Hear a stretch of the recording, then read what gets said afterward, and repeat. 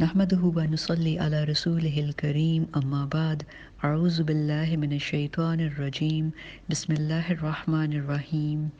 اللهم أرنا الحق حقا وارزقنا اتباعه وأرنا الباطل باطلا وارزقنا اجتنابه ربي اشرح لي صدري ويسر لي أمري واحلل عقدة من لساني يفقه قولي واجعل لي وزيرا من أهلي آمین۔ السلام علیکم ورحمۃ اللہ وبرکاتہ۔ امید ہے آپ سب خیر وعافیت کے ساتھ ہوں گے۔ سیرہ جبریل سیریز میں ڈے 7 انشاءاللہ تعالی اس سیشن میں ہم ڈفرینٹ انسیڈنٹس کو اسٹڈی کریں گے جو نبی صلی اللہ علیہ وآلہ وسلم کے ساتھ مدینہ میں پیش آئے۔ اب تک ہم نے ڈے 6 میں جہاں اسٹڈی کیا تھا اسراء والمعراج کے واقعات کو پڑھا تھا، کس طرح سے حضرت جبریل علیہ السلام آپ صلی اللہ علیہ وآلہ وسلم کو مسجد الحرام سے مسجد الاقصیٰ اور پھر مسجد الاقصیٰ سے ساتوں آسمانوں پر لے کر گئے۔ تو اب انشاءاللہ تعالی یہ جو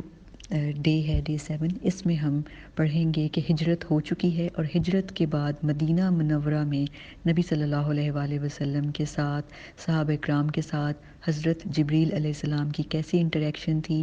جو بیٹلز ہوئے بدر، احد اور خندق، اس میں حضرت جبریل علیہ السلام کیسے گائیڈ کرتے تھے صحابہ کو، اور انشاءاللہ تعالی ہم یہ بھی پڑھیں گے کہ حضرت جبریل علیہ السلام نے آپ صلی اللہ علیہ وآلہ وسلم کو as a friend, as a دوست جو نصیحتیں کیں، جو ایڈوائس کیں، اور انڈائریکٹلی ہم تمام امت کے لیے بھی اس میں بہت زیادہ خزانے اور راز کی باتیں چھپی ہیں۔ تو وہ اسپیشل ایڈوائس جو حدیث جبریل کہلاتی ہے، انشاءاللہ تعالی ہم اس کو بھی ڈیٹیل میں پڑھیں گے۔ تو عربک اور انگلش میں ہائی لائٹ کر کے میں نے اس کا اسکرین شاٹ آپ کے ساتھ شیئر کیا ہے، یہ آپ دیکھ سکتے ہیں، life changing advice from angel جبریل۔ تو انشاءاللہ تعالی اس کو بھی ہم آج کے سیشن میں اسٹڈی کریں گے۔ تو پہلے ہم کچھ واقعات پڑھیں گے جو نبی صلی اللہ علیہ وآلہ وسلم کے ساتھ مدینہ شریف میں پیش آتے ہیں، جس میں حضرت جبریل علیہ السلام کی انوالومنٹ ہوتی ہے۔ تو ہم نے دیکھا کہ کس طرح سے طائف کا جو وقت تھا، پھر عام الحزن تھا، اس کے بعد کتنی تکلیف دہ دور میں سے آپ صلی اللہ علیہ وآلہ وسلم ایموشنل اور فزیکل ٹراما میں سے گزر رہے تھے۔ تو اللہ تعالیٰ نے آپ صلی اللہ علیہ وآلہ وسلم کو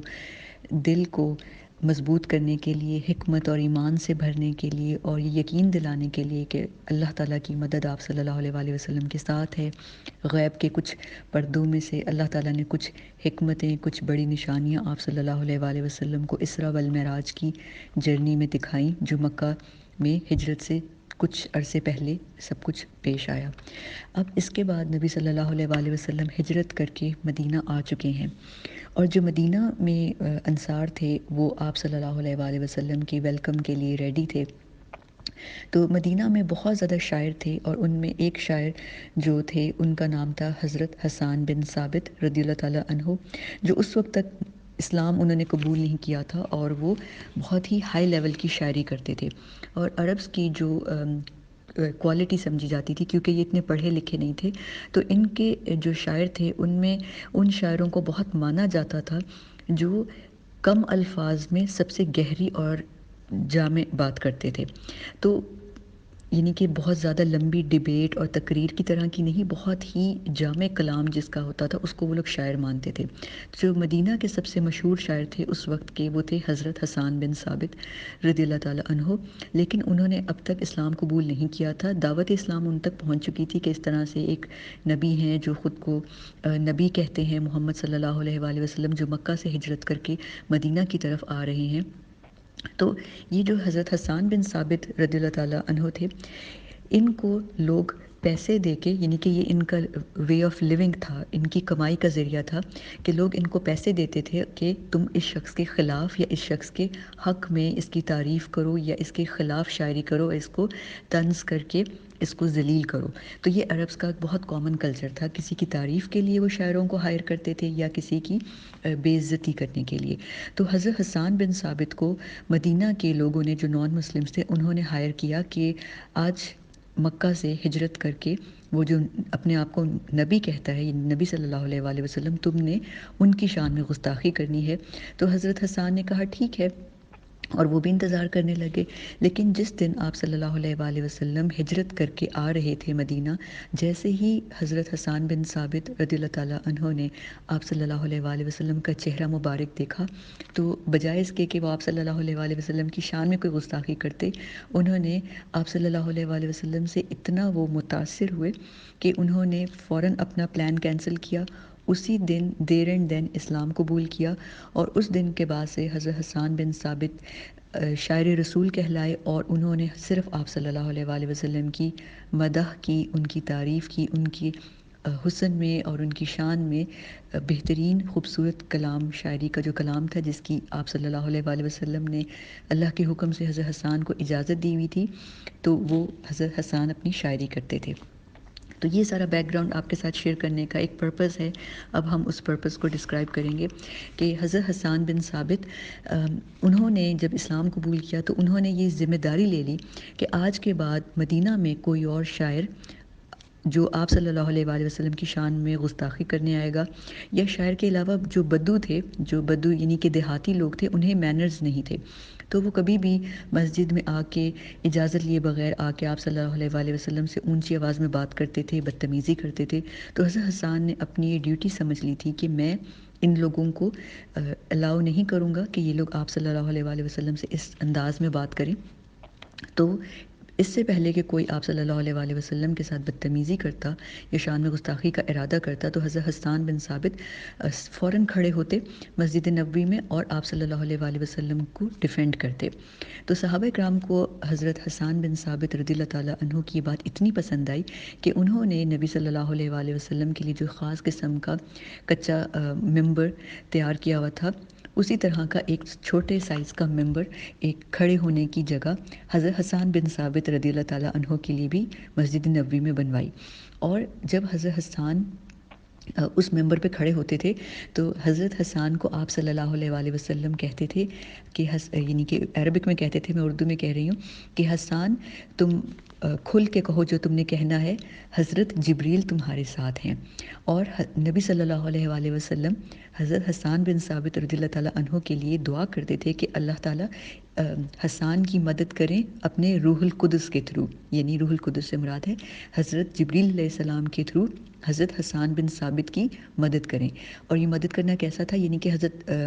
جبریل علیہ السلام حضرت حسان کو وہ الفاظ ان کے دل میں اللہ کے حکم سے وہ الفاظ ان کو سکھائیں ان کی مدد کے لیے، کہ جب کوئی شاعر یا جب کوئی بدو نبی صلی اللہ علیہ وآلہ وسلم کے ساتھ بدتمیزی کا ارادہ کرے، ان کی شان میں گستاخی کا ارادہ کرے، تو حضرت حسان کو وہ الفاظ اللہ تعالیٰ کی طرف سے ان کے دل میں حضرت جبریل القاء کر دیں، وحی کر دیں کہ حضرت حسان بہترین الفاظ شاعری کے چوز کر کے ان لوگوں کو لاجواب کر دیں، یعنی کہ سامنے جو مد مخالف آیا ہے اس کو لاجواب کرنے کے لیے۔ تو یہ ایک بہت بڑی اسپیشلٹی ہے حضرت حسان بن ثابت رضی اللہ تعالیٰ عنہ کی، جنہیں ہم شاعر رسول کہتے ہیں، جو بہت خوبصورت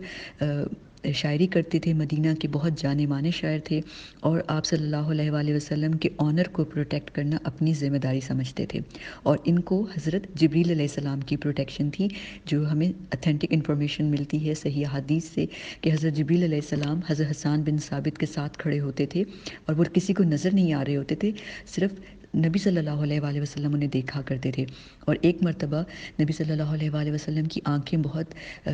مطلب یعنی کہ بڑی ہو گئیں، تو صحابہ کرام نے دیکھا، کیونکہ وہ آپ صلی اللہ علیہ وآلہ وسلم کو فیس ٹو فیس دیکھ رہے ہوتے تھے،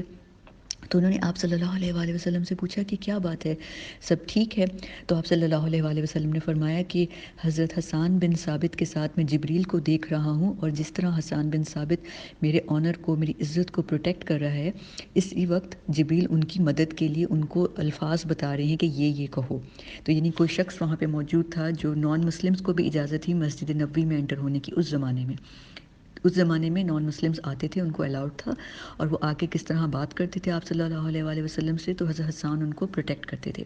تو یہ سیرت نبوی سے ایک بہت خوبصورت ہمیں مثال ملتی ہے کہ کس طرح حضرت حسان بن ثابت جو صحابی رسول ہیں، شاعر رسول ہیں رضی اللہ تعالیٰ عنہ، ان کی مدد کے لیے حضرت جبریل علیہ السلام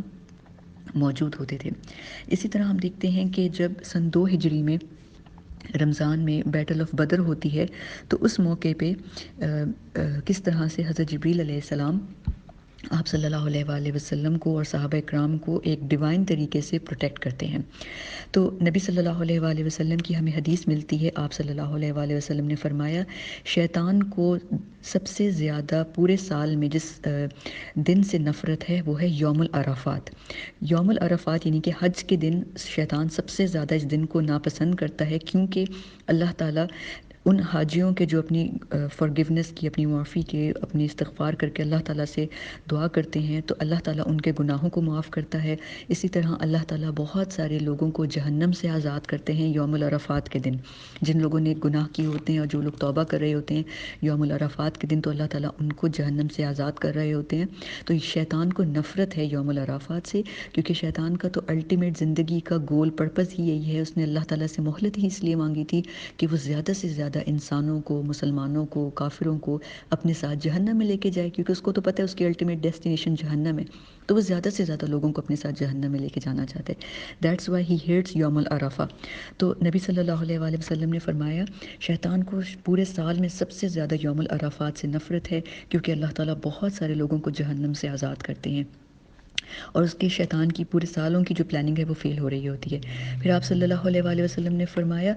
اور شیطان کو نفرت ہے اس دن سے جس دن بدر ہوئی تھی، یعنی کہ بیٹل آف بدر ہوئی تھی، کیونکہ اس دن شیطان نے دیکھا کہ کس طرح حضرت جبریل علیہ السلام مسلمانوں کی مدد کر رہے ہیں، اور شیطان یہ جان گیا تھا کہ کفار لازمی ہاریں گے۔ تو یہ نبی صلی اللہ علیہ وآلہ وسلم کی حدیث ہے یوم العرفہ کے بارے میں، اور جنگ بدر جس دن ہوئی اس دن جو نفرت ہے شیطان کی وہ آپ صلی اللہ علیہ وآلہ وسلم نے ہمیں بتائی، کہ آپ صلی اللہ علیہ وسلم نے فرمایا کہ اس دن یعنی کہ بیٹل آف بدر میں، جنگ بدر میں، شیطان نے دیکھا کہ کس طرح حضرت جبریل علیہ السلام نے مسلمانوں کی مدد کی جو 313 مسلمان تھے، اور کس طرح انہوں نے کفار کی جو ہزاروں کی تعداد میں آئے تھے انہیں مات دی تھی، انہیں شکست دی تھی۔ اور یہ کیسے پاسبل ہوا تھا؟ یہ حضرت جبریل علیہ السلام جو کہ 3000 فرشتوں کی قیادت کر رہے تھے، ان کو لیڈ کر رہے تھے، جس کا ہمیں ذکر قرآن پاک میں ملتا ہے کہ 3000 فرشتوں کے تھرو اللہ تعالیٰ نے مسلمانوں کی ایک غیبی مدد کی تھی، اور وہ اینجلز جو ہیں وہ نظر نہیں آ رہے تھے کسی کو، لیکن اس کے بارے میں صحابہ اکرام کی ہمیں ملتی ہیں نریشنز ملتی ہیں، اور ان کی ہمیں پتہ چلتی ہیں، آثار سے ان کے پتہ چلتا ہے کہ انہوں نے، وہ فرماتے ہیں صحابہ اکرام کہ ہم تلوار اٹھاتے تھے سامنے کافر کو مارنے کے لیے، اور ہماری تلوار کے وار سے پہلے وہ کافر 2 حصوں میں ہو جاتا تھا، گردن الگ اور باڈی الگ، اور وہ کہتے تھے ہمیں نہیں سمجھ آ رہا تھا، ایسے لگ رہا تھا کہ کوئی ایک ڈیوائن پاور ہے جو ہماری بہاف پہ ان کفار کو مار رہی ہے۔ حضرت عمر رضی اللہ تعالیٰ عنہ سے روایت ہے کہ ہم نے پہلی مرتبہ صلاۃ الخوف پڑھی، کیونکہ بدر پہلی جنگ تھی، اور پہلی یعنی کہ ایک طرح سے فیس ٹو فیس فائٹ تھی مسلمانوں کی اور کفار کی۔ تو حضرت عمر ابن خطاب رضی اللہ تعالیٰ عنہ فرماتے ہیں کہ پہلی مرتبہ ہم نے صلاۃ الخوف پڑھی مسلمانوں نے، کیونکہ ہم تعداد میں بہت کم تھے۔ حضرت عمر رضی اللہ تعالیٰ عنہ فرماتے ہیں ہمیں محسوس ہو رہا تھا کہ حضرت جبریل علیہ السلام کا جو ہاتھ ہے اس ہاتھ کی گرمائش ہمیں محسوس ہو رہی تھی، یعنی کہ آپ صحابہ اکرام کا، سبحان اللہ، صحابہ اکرام رضی اللہ تعالیٰ عنہم اجمعین کا وہ فیل کریں، ان کا کس طرح کا ان کا وہ پیشن تھا، وہ محبت تھی، وہ جوش تھا اللہ تعالیٰ کی حق میں پہلی مرتبہ انہیں جہاد کرنے کا، اللہ کی حق میں پہلی مرتبہ لڑنے کا اور شہید ہونے کا موقع مل رہا تھا۔ تو انہوں نے فرمایا کہ ہمیں حضرت جبریل علیہ السلام کی ہاتھوں کی گرمی محسوس ہو رہی تھی، اور جب ہمیں وہ گرمی محسوس ہو رہی تھی تو ہمیں ایسے لگ رہا تھا کہ ہم پہلی مرتبہ جب نماز پڑھ رہے تھے تو صلاۃ الخوف کے لیے ہمیں یعنی کہ ہمارے دل کانپ رہے تھے، تو ہمیں لگا کہ جبریل علیہ السلام اپنے ہاتھوں سے ہماری صفیں درست کر رہے ہیں، ہماری روز جو ہوتی ہیں نماز پڑھنے کی وہ ان کو درست کر رہے ہیں، اور ہمیں ان کے ہاتھوں کی گرمی محسوس ہو رہی تھی نماز کی جب ہم لوگ صفیں بنا رہے تھے۔ اور یہ بات ہمیں حضرت عمر رضی اللہ تعالیٰ عنہ کی روایت سے ملتی ہے۔ تو بہت خوشی کا دن تھا جب مسلمانوں کی جیت ہوئی جنگ بدر میں۔ مسلمان بہت خوش تھے کہ 313 ہونے کے باوجود انہوں نے ہزاروں کی اماؤنٹ میں جو نمبرز میں جو کفار آئے تھے انہیں شکست دی، اور مسلمان اس جشن کو منا رہے تھے۔ لیکن اسی موقع پہ ایک جب جنگ بدر کو کی وکٹری کو، اس کی فتح کو منایا جا رہا تھا، اسی موقع پہ مسلمانوں کے لیے ایک انتہائی غمگین، نبی صلی اللہ علیہ وآلہ وسلم کے لیے ایک انتہائی افسوسناک خبر، تکلیف دہ خبر آئی، جب نبی صلی اللہ علیہ وآلہ وسلم کی پیاری بیٹی حضرت رقیہ رضی اللہ تعالیٰ عنہ کا انتقال ہوتا ہے۔ حضرت رقیہ آپ صلی اللہ علیہ وآلہ وسلم کی وہ بیٹی ہیں جن کا نکاح حضرت عثمان رضی اللہ تعالیٰ عنہ سے ہوا تھا، اور حضرت عثمان اور حضرت رقیہ رضی اللہ تعالیٰ عنہما یہ وہ پیاری جوڑی ہے جن کی مثال پورے مکہ اور مدینہ میں دی جاتی تھی۔ بہت ہی ایک بیوٹیفل کپل تھا، اور یہ دونوں حضرت عثمان رضی اللہ تعالیٰ عنہ اور حضرت رقیہ رضی اللہ تعالیٰ عنہا، ان دونوں نے مل کے ہجرت حبشہ کی تھی، اور پھر اس کے بعد ٹوگیدر ہجرت مدینہ کی۔ لیکن مدینہ آ کے حضرت رقیہ کی طبیعت بہت خراب رہنے لگی، تو حضرت عثمان رضی اللہ تعالیٰ عنہ کو آپ صلی اللہ علیہ وآلہ وسلم نے اجازت دی کہ آپ حضرت رقیہ کے ساتھ ان کا خیال رکھنے کے لیے ان کے ساتھ رہ جائیں۔ تو اس موقع پہ حضرت عثمان حضرت رقیہ کا خیال رکھ رہے تھے، اور یہ وہ جوڑی ہے جس کے بارے میں جو صحابہ کرام ہے، جب وہ کسی کو مثال دیتے تھے، جیسے ہم آج کل کے زمانے میں کسی کو مثال دیتے ہیں کہ ان کی محبت کی مثال رومیو اور جولیٹ کی ہے، یا شیریں اور فرحاد کی، اس طرح کی اگزامپلس دی ہوتی ہیں، لیکن اس زمانے میں جو صحابہ کرام ہیں، اور اس زمانے میں ایون جو مشرکین ہیں، وہ بھی ایک دوسرے کو، جو میاں اور بیوی ہیں، وہ ایک دوسرے کو کہتے ہوتے تھے کہ میں تم سے ایسے محبت کرتا ہوں جیسے عثمان اپنی وائف رقیہ سے محبت کرتے ہیں۔ تو یہ ایک بہت ہی خوبصورت مثالی کپل تھا مدینے کا، جن کی محبت کی جو داستان ہے حضرت عمر، حضرت عثمان اور حضرت رقیہ رضی اللہ تعالیٰ عنہما کی جو دی جاتی تھی۔ تو حضرت عثمان رضی اللہ تعالیٰ عنہ حضرت رقیہ سے بہت محبت کرتے تھے، اور ان کی اس طرح سے ڈیتھ کے بعد، حضرت رقیہ کی ڈیتھ کے بعد، حضرت عثمان ایموشنلی کمپلیٹلی کرش ہو گئے تھے، بہت خاموش رہتے تھے، بالکل الگ تھلگ رہتے تھے، کسی سے بات نہیں کرتے تھے۔ تو ایک مرتبہ نبی صلی اللہ علیہ وآلہ وسلم نے دیکھا کہ حضرت عثمان بہت غمگین ہیں اور بالکل الگ اکیلے کھڑے ہیں، تو آپ صلی اللہ علیہ وآلہ وسلم حضرت عثمان رضی اللہ تعالیٰ عنہ کے پاس جاتے ہیں اور ان سے پوچھتے ہیں، عثمان کیا بات ہے؟ حضرت عثمان رضی اللہ تعالیٰ عنہ کہتے ہیں، یا رسول اللہ صلی اللہ علیہ وآلہ وسلم، میرا تو آپ کے ساتھ کنیکشن حضرت رقیہ رضی اللہ تعالیٰ عنہ کی وجہ سے تھا، اب تو میں آپ کا داماد نہیں رہا، کیونکہ رقیہ جو ہیں وہ فوت ہو چکی ہیں، تو اب ان کو لوز کرنے کا مطلب ہے ہی نہیں۔ ان کے کہنے کا مطلب تھا حضرت عثمان کے کہ حضرت رقیہ کو لوز کرنے کا مطلب ہے کہ میرا آپ سے بھی رشتہ کمزور ہو گیا ہے، میں نے آپ کو کھو دیا ہے۔ جب حضرت عثمان رضی اللہ تعالیٰ عنہ نے یہ الفاظ کہے، اسی وقت حضرت محمد صلی اللہ علیہ وآلہ وسلم نے کہا، یا عثمان ھذا جبریل، اے عثمان یہ جبریل ہیں، اس وقت حضرت جبریل علیہ السلام میرے ساتھ ہیں، اور جبریل نے مجھے کہا ہے، جبریل نے مجھے یعنی کہ نبی صلی اللہ علیہ وآلہ وسلم کو حکم دیا ہے کہ میں اپنی دوسری بیٹی حضرت ام کلثوم رضی اللہ تعالیٰ عنہا کو تمہارے نکاح میں دے دوں، اور اس کے لیے اتنی ہی ڈاوری، یعنی کہ اتنا ہی جہیز، یا اتنی ہی، جو ہم جہیز کہتے ہیں، ایکچولی اردو میں لفظ جو ہے وہ جہیز ہے، لیکن جہیز غلط لفظ ہے، ایکچول ورڈ ہے حق مہر۔ تو حق مہر جو ہے اتنا ہی ہو جتنا کہ رقیہ کو دیا گیا تھا، اور اسی طرح تم اس کو یعنی کہ ام کلثوم کو ٹریٹ کرو جیسے تم رقیہ کو ٹریٹ کرتے تھے۔ یعنی نبی صلی اللہ علیہ وآلہ وسلم نے حضرت عثمان کو جب غمگین دیکھا اور حضرت عثمان کی بات سنی کہ میں نے آپ کو، رقیہ کو کھو دیا، تو مجھے لگتا ہے کہ میں نے آپ کو بھی کھو دیا، میرا اور آپ کا کنیکشن ویسا نہیں رہا، تو یہ سن کے آپ صلی اللہ علیہ وآلہ وسلم نے فرمایا، یا عثمان جبریل میرے ساتھ ہیں، اور جبریل مجھے یہ حکم دیتے ہیں اللہ کے حکم سے کہ میں اپنی بیٹی ام کلثوم رضی اللہ تعالیٰ عنہا کی شادی آپ کے ساتھ اتنے ہی حق مہر میں کر دوں جس طرح میں نے رقیہ کی شادی آپ کے ساتھ کی تھی، اور آپ ام کلثوم کو اسی طرح ٹریٹ کرو جیسے آپ رقیہ کو ٹریٹ کرتے تھے۔ تو یہ وہ خوبصورت بات ہے جس میں حضرت جبریل علیہ السلام آپ صلی اللہ علیہ وآلہ وسلم کے پاس آئے حضرت عثمان رضی اللہ تعالیٰ عنہ کی خوشخبری لے کے، اسی لیے حضرت عثمان کو ذو النورین کہتے ہیں۔ ذو کا مطلب ہے پوزیسر، اور نورین کا مطلب ہے دو نوروں والا، یعنی دا پوزیسر آف ٹو نور۔ اور دو نور کون ہیں؟ آپ صلی اللہ علیہ وآلہ وسلم کی دو پیاری بیٹیاں، ان کی صاحبزادیاں حضرت رقیہ اور حضرت ام کلثوم رضی اللہ عنہما، اور یہ وہ پیاری بیٹیاں ہیں جو دونوں حضرت ایک کے بعد ایک حضرت عثمان رضی اللہ تعالیٰ عنہ کے عقد نکاح میں آئیں۔ اور اس کے علاوہ حضرت جبریل علیہ السلام کی حضرت عثمان رضی اللہ تعالیٰ عنہ سے ایک بہت خاص قسم کی اٹیچمنٹ تھی، بہت محبت کرتے تھے حضرت عثمان سے۔ اور آپ صلی اللہ علیہ وآلہ وسلم اس کی وجہ بتاتے ہیں۔ آپ صلی اللہ علیہ وآلہ وسلم نے بتایا کہ یا عائشہ، میں ایسے شخص سے حیا کیوں نہ کروں جس سے جبریل شرماتے ہیں۔ یعنی کہ ایک دفعہ ایسے ہوا کہ آپ صلی اللہ علیہ وآلہ وسلم ذرا ٹیک لگا کے بیٹھے ہوئے تھے، تو گھر میں انسان ریلیکس ہو کے بیٹھتا ہے، تو ٹیک لگا کے بیٹھے ہوئے تھے، تو اچانک آپ صلی اللہ علیہ وآلہ وسلم الرٹ ہو کے اوپر ہو کر بیٹھ گئے۔ تو حضرت عائشہ رضی اللہ تعالیٰ نے پوچھا کہ آپ نے ایسا کیوں کیا؟ تو آپ صلی اللہ علیہ وآلہ وسلم نے فرمایا کہ عثمان آئے ہیں، اور میں ایسے شخص کے سامنے یعنی کہ ایسے الرٹ ہو کے کیوں نہ بیٹھوں کہ یعنی کہ جب انسان ریلیکس ہوتا ہے تو اس میں یعنی کہ کپڑے ذرا آگے پیچھے ہوئے ہوتے ہیں۔ تو آپ صلی اللہ علیہ وآلہ وسلم نے دیکھا جب حضرت عثمان آئے ہیں تو آپ صلی اللہ علیہ وآلہ وسلم نے اپنے کپڑے درست کر لیے حضرت عثمان کی حیا میں۔ تو آپ نے کہا عائشہ، میں ایسے شخص سے کیوں نہ حیا کروں، کیوں نہ یعنی کہ ماڈسٹ ہو کے الرٹ ہو کے بیٹھوں جس سے حضرت جبریل علیہ السلام کو شرم آتی ہے۔ یعنی کہ حضرت عثمان کی جو حیا ہے وہ اتنی زیادہ تھی کہ ان سے حضرت جبریل علیہ السلام شرماتے تھے۔ تو دونوں یعنی کہ زمین کے اوپر انسانوں میں سب سے زیادہ جو ماڈسٹ یا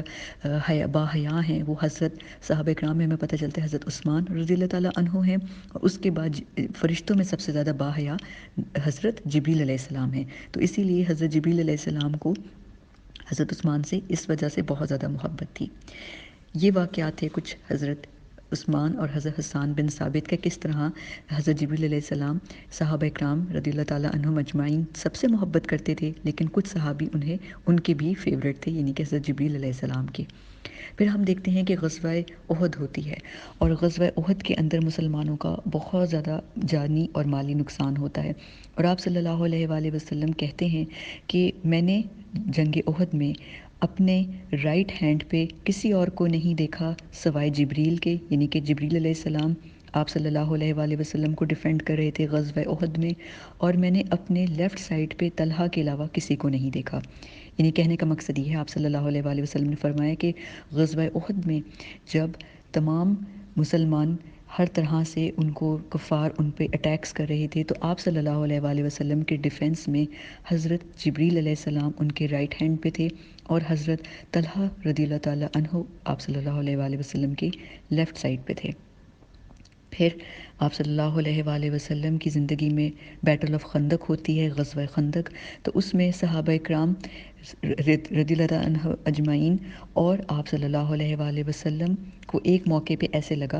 کہ اب کوئی اٹیک نہیں کرے گا، خاموشی ہے، سب کفار جو ہیں اپنے گھروں کو چلے گئے ہیں، تو آپ صلی اللہ علیہ وآلہ وسلم نے بھی یہ ارادہ کیا کہ اب ہم لوگ بھی یعنی کہ واپس لوٹ جاتے ہیں، جنگ کا کوئی سین ایسا لگ نہیں رہا۔